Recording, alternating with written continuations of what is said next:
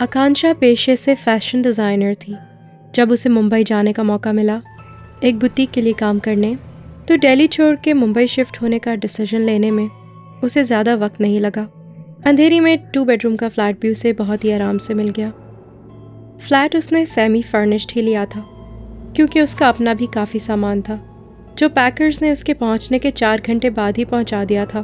पूरा दिन तो सामान को अनपैक करने में ही चला गया, लेकिन उसके बावजूद भी काम कंप्लीट नहीं हुआ।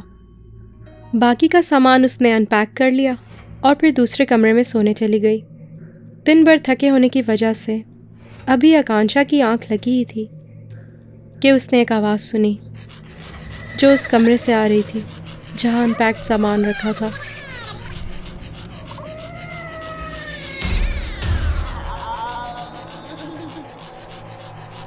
आकांक्षा जब दबे पांव कमरे में पहुंची तो उस वक्त भी उसे वही आवाज़ सुनाई दे रही थी। उसने कमरे की लाइट जैसे ही जलाई, उस आवाज़ का आना बंद हो गया।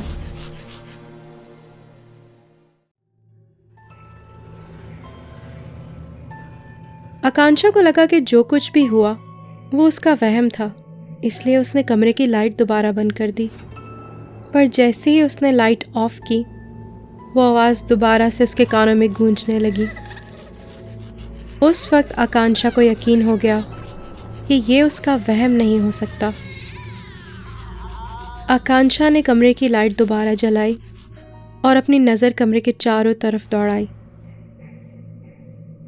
फिर अचानक न जाने उसको क्या सूझी कि उसने सामान के सारे बबल रैप्स निकाल के कमरे के बाहर रखे डस्टबिन में फेंक दिए।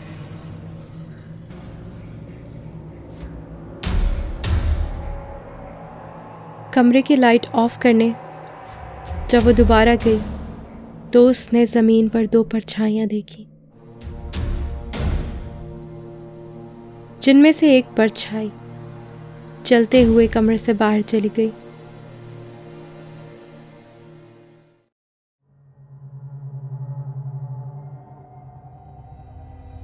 आकांक्षा का गला डर से सूख गया था। वो डर के मारे भागते हुए अपने कमरे में गई और तभी उसकी अम्मी का फ़ोन आया।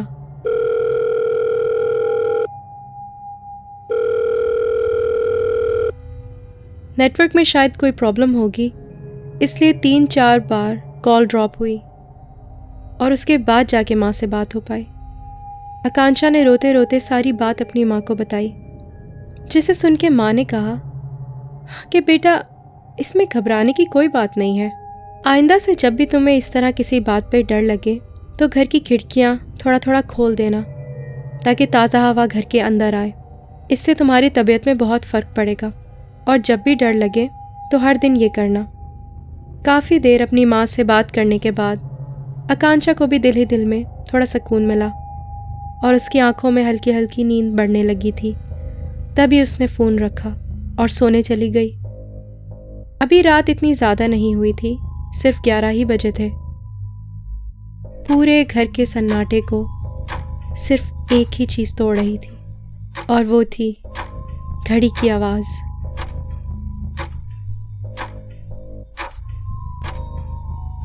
कि ठीक उसी वक्त घर की डोरबेल बजी। आकांक्षा डरी हुई तो थी ही और सोच रही थी कि क्या पता कौन हो दरवाजे पर। यही सोच के वो दरवाजे तक गई। घर में सिक्योरिटी सिस्टम इंस्टॉल था। उसने जल्दी से जाके सिक्योरिटी मॉनिटर पर देखा तो उसको लगा जैसे बाहर कोई औरत खड़ी है। बाहर काफ़ी अंधेरा था, इसीलिए कुछ साफ दिखाई नहीं दे रहा था। बाहर कौन है ये देखने के लिए आकांक्षा ने दरवाजे के बाहर की लाइट जलाई, पर जब उसने लाइट जलाई तो अब बाहर मॉनिटर पर कोई नहीं दिखाई दे रहा था।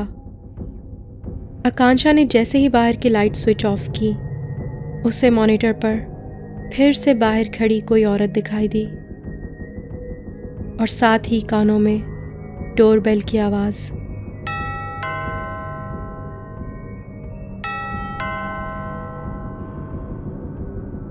आकांक्षा को तो जैसे 440 वोल्ट का झटका लगा हो। वो तो वहाँ से हिल ही नहीं पा रही थी और बस पागलों की तरह उस मॉनिटर को देखे जा रही थी, हैरानी से। अब डोरबेल के साथ साथ जोर जोर से किसी के दरवाजे को खटखटाने की आवाज़ भी आकांक्षा के कानों में गूंज रही थी। पर पूरी कोशिश के बावजूद भी वो वहां से हिल नहीं पा रही थी। आकांक्षा का ध्यान तब हटा जब उसके पॉकेट में रखा फ़ोन अचानक बजने लगा।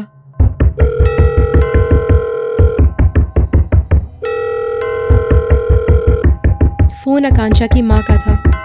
आकांक्षा ने जैसे ही फ़ोन उठाया, डोरबेल की आवाज़ और दरवाजे को खटखटाने की आवाज़ अचानक बंद हो गई।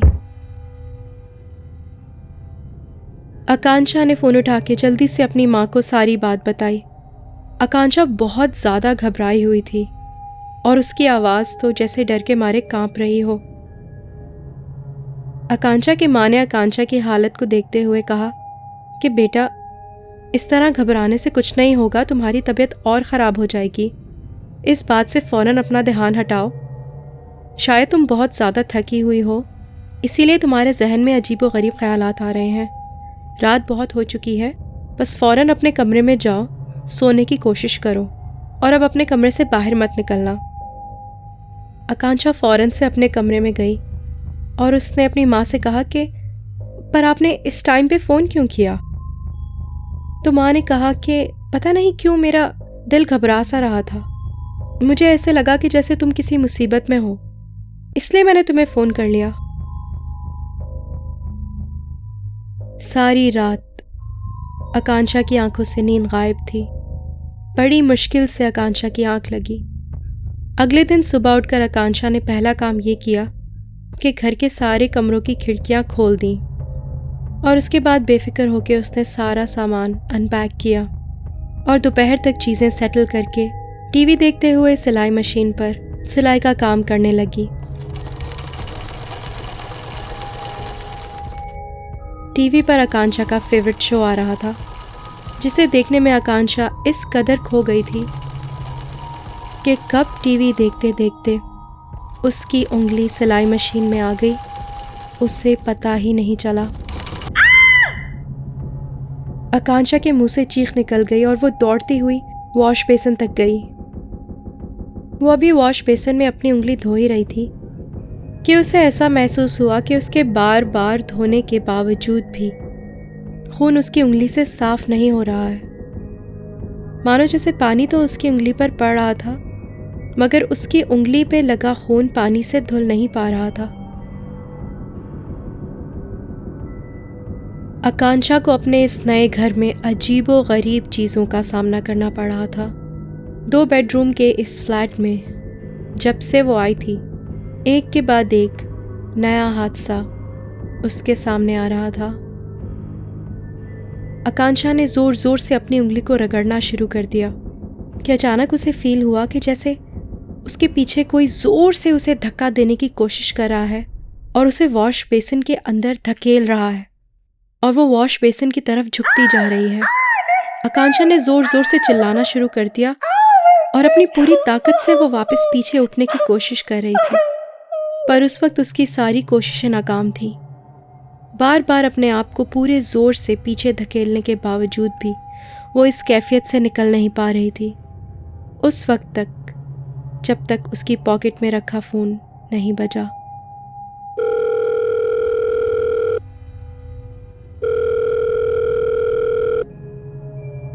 फ़ोन बजने के साथ ही सब कुछ वापस नॉर्मल हो गया। आकांक्षा भागते हुए कमरे में गई और फ़ोन उठाया। फ़ोन फिर से उसकी माँ का था। आकांक्षा ने रोते रोते अपनी माँ को सारी बात बताई। ये सुनते ही उसकी माँ ने कहा कि आकांक्षा, तुम फिक्र मत करो, मैं 2 दिन में वहाँ पहुँचने की कोशिश करती हूँ। ये सुनकर आकांक्षा की जान में जान आई। उस वक्त तक आकांक्षा की उंगली से खून निकलना बंद हो चुका था। फ़ौरन आकांक्षा ने अपनी उंगली की मरहम पट्टी की और साथ ही उसने ये रियलाइज़ किया कि जिस कमरे में वो सोती है, अभी तक उस कमरे में उसके साथ ऐसा कोई अजीबोगरीब वाक़या नहीं हुआ। बस इसी एक बात का सुकून था उसे। फिर उसी दोपहर को वो सोने चली गई। अभी दोपहर को उसकी आंख लगी ही थी कि उसने सोते सोते अपने कानों में एक आवाज़ सुनी।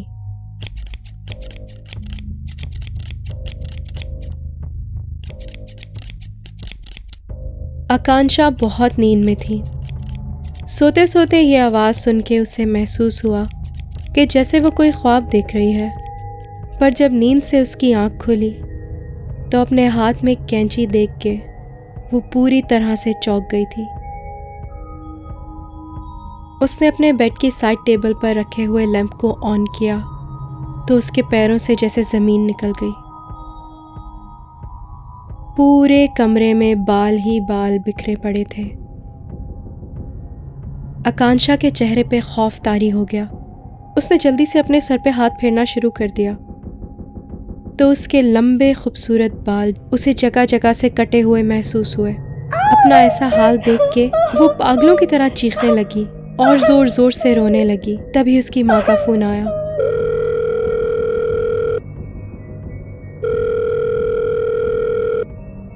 आकांक्षा ने रोते रोते अपनी माँ को सारी बात बताई। पूरी बात सुनकर उसकी माँ ने कहा कि आकांक्षा, ऐसा कुछ नहीं हुआ है, तुम ज़रूर कोई भयानक ख्वाब देख रही होगी। मेरी मानो तो तुम्हें आराम की सख्त ज़रूरत है, क्योंकि ये सब कुछ तुम्हारे जहन में है, सब तुम्हारी सोच है। जाके आईने में खुद को देखो, तुम्हारे साथ ऐसा कुछ भी नहीं हुआ है जैसा तुम सोच रही हो। आकांक्षा ने गुस्से में फ़ोन काट दिया। उसको इस बात पे शदीद गुस्सा आ रहा था कि उसकी अपनी माँ ही उसकी बातों पे यकीन नहीं कर रही है।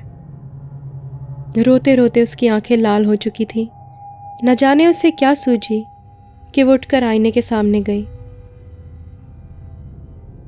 जब उसने आईने में अपने आप को देखा तो वो बुरी तरह चौंक गई। आकांक्षा के बाल बिल्कुल वैसे ही पहले जैसे लंबे लंबे और घने थे।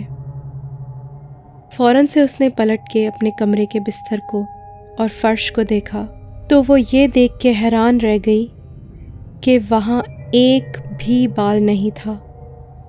वहाँ तो कटे हुए बालों का नामो निशान तक नहीं था।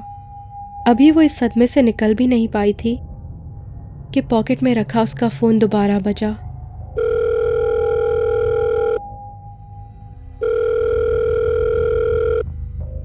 इस बार फ़ोन आकांक्षा के डैड का था, जो उसकी आवाज़ सुनते ही समझ गए थे कि कुछ तो है जो सही नहीं है।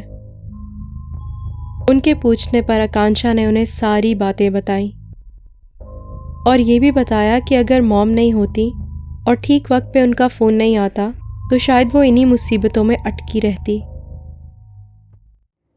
ये सुनते ही आकांक्षा के डैड ने एकदम चीखते हुए गुस्से से आकांक्षा को कहा, आकांक्षा, कितनी बार मैं तुम्हें समझाऊंगा, तुम क्यों नहीं इस चीज़ को मान लेती कि तुम्हारी माँ मर चुकी है। हाँ, ये अच्छा है कि तुम्हारी माँ हमेशा तुम्हारे साथ है, तुम्हारे ख्यालों में, मगर इस तरह एक मरे हुए इंसान को हकीकत का नाम देना तुम्हें पागल कर देगा। ये तुम्हारी बीमारी बनता जा रहा है। मैं हर दिन तुम्हें इस तरह पागलों की तरह नहीं समझा सकता कि तुम्हारी माँ मर चुकी है, मान लो ये बात। आकांक्षा ने रोते रोते फ़ोन डिस्कनेक्ट किया और उसके बाद अपनी रिसीव्ड कॉल्स की लिस्ट चेक की तो उसमें माँ का कोई नंबर ही नहीं था। अपनी इन्हीं उलझनों में आकांक्षा मज़ीद उलझती चली जा रही थी। जो कुछ भी उसके साथ हो रहा था ये समझने की कोशिश करने लगी, पर लाख कोशिशों के बावजूद भी उसको कुछ समझ नहीं आ रहा था। उसने रात का खाना भी नहीं खाया और भूखे पेट ही सो गई। पूरे कमरे में दोबारा एक अजीब सी आवाज़ गूंजने लगी, जो आकांक्षा अपने कानों में साफ साफ सुन पा रही थी। ये आवाज़ उसके फ्लैट के सेकंड बेडरूम से आ रही थी। आवाज़ बढ़ती जा रही थी। आकांक्षा ने हिम्मत की और उठ के दूसरे कमरे की तरफ गई। आकांक्षा ने डरते डरते कमरे की लाइट जलाई तो आवाज़ तो बंद हो गई, पर उसकी नज़र जब ज़मीन पर पड़ी तो उसने ज़मीन पर दो परछाइयां देखी। वो डर के मारे भागते हुए अपने कमरे में गई और अभी उसने अपने कमरे का दरवाज़ा बंद किया ही था कि पॉकेट में रखा उसका फ़ोन बज उठा।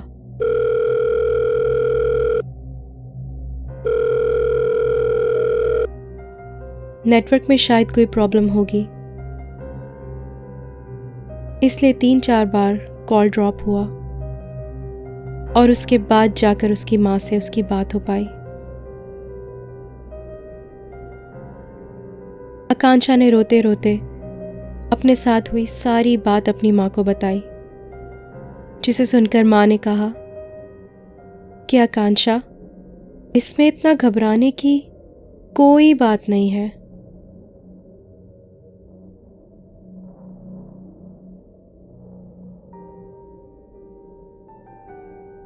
आकांक्षा की ये हालत या तो उसकी बीमारी थी या फिर उसका दिमाग उसके साथ खेल खेल रहा था, क्योंकि उसकी माँ की बात उसके अलावा और कोई नहीं सुन पाता।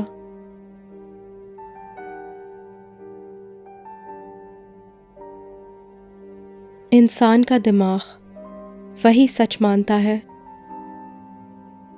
जिसको वो खुद सच मानना चाहता है।